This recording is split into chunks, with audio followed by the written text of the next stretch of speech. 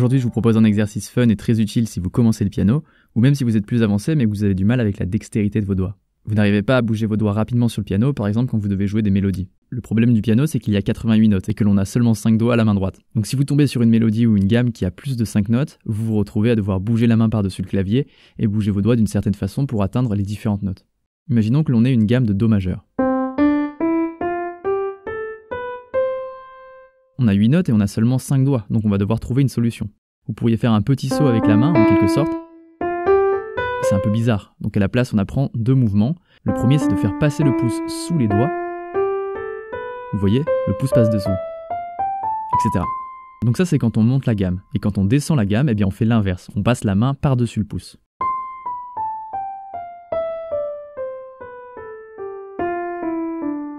Ces techniques de jeu sont très utiles pour apprendre à jouer avec souplesse et ne jamais arriver à court de doigts, si on peut dire ça comme ça. Mais en général, ces techniques sont apprises de manière franchement rébarbative, en montant et en descendant les gammes. Si vous avez fait du piano étant enfant, ou même adulte, ceci dit, vous avez sans doute passé des heures à faire ça.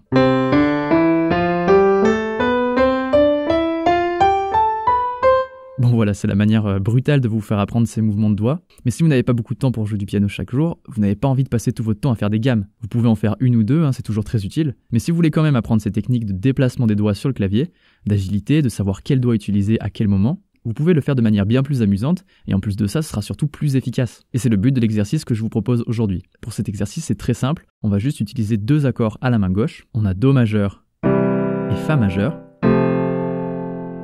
Cette position de Fa majeur, c'est celle-ci, mais avec le Do joué une octave plus bas. C'est ce qu'on appelle un accord renversé. Ce sont les mêmes notes, mais dans un autre ordre. Je ne vais pas vous dire de jouer chaque accord tous les 4 temps. Vous jouez Do quand vous voulez et Fa quand vous voulez. Ce n'est pas le plus important. Ce qui est important, c'est ce qu'on va jouer à la main droite. Ce sera la gamme pentatonique majeure de Do. Voici comment elle sonne.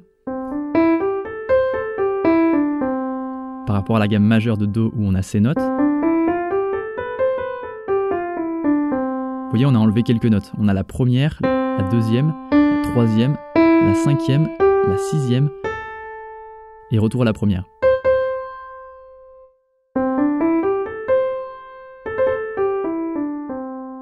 Donc l'intérêt de cette gamme pour la dextérité des doigts, c'est que contrairement à d'autres gammes, comme la gamme majeure, où vous avez toujours le même schéma pour bouger vos doigts,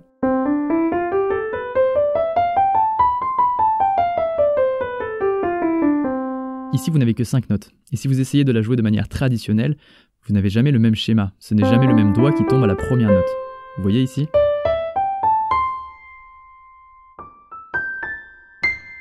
Ce que font les improvisateurs pour jouer avec cette gamme, c'est de plus ou moins improviser le placement des doigts également. Vous pourriez jouer de cette manière avec les 3 premiers doigts, ça tomberait juste, mais dans ce cas, on oublie le 4e et le 5e doigt qu'on veut faire travailler également.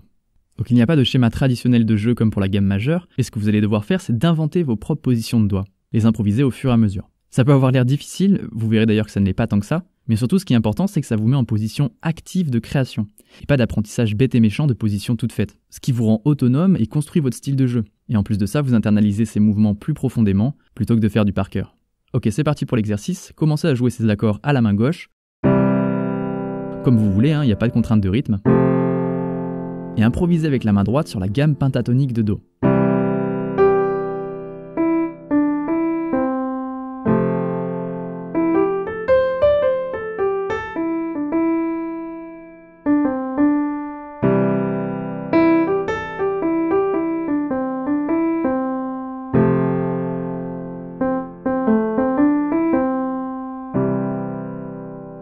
Si je veux aller plus haut, je peux rapprocher le pouce et du coup aller jouer plus haut avec les autres doigts. En rapprochant les doigts puis en les écartant. Et vous voyez, il y a quand même des mouvements où les doigts passent par-dessus le pouce. Et inversement. Donc jouer avec cet exercice vous apprendra ces techniques de dextérité des doigts de manière intuitive. Si vous commencez l'improvisation, je vous suggère de limiter les possibilités en ne gardant que quelques notes au début. Peut-être 3 notes.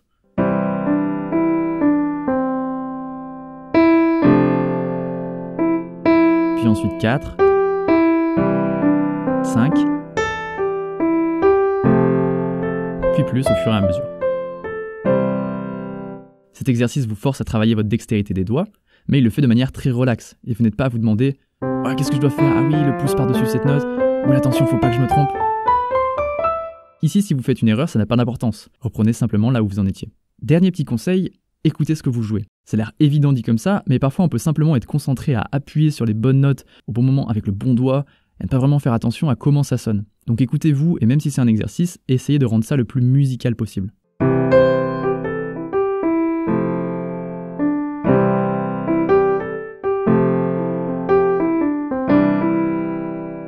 En plus, la gamme pentatonique est universelle. J'en ai déjà parlé dans une autre vidéo, mais c'est toujours un bon endroit pour commencer l'impro ou jouer des petits airs par-dessus des musiques. Je pourrais peut-être faire d'autres tutoriels sur la gamme pentatonique, il y a plein de choses très intéressantes à dire, donc dites-moi en commentaire si c'est quelque chose qui vous intéresse. Pour ceux qui sont intéressés par cette question d'improvisation et qui veulent d'autres exercices sur la gamme pentatonique, je vous invite à rejoindre mon cours gratuit Improviser même en partant de zéro, qui est un cours d'impro pour les débutants. Vous retrouverez un lien pour y accéder dans la description de la vidéo. Si ce n'est pas encore fait, abonnez-vous à la chaîne et activez la cloche pour être sûr de recevoir mes prochaines vidéos. Et quant à moi, je vous dis à la semaine prochaine. Salut!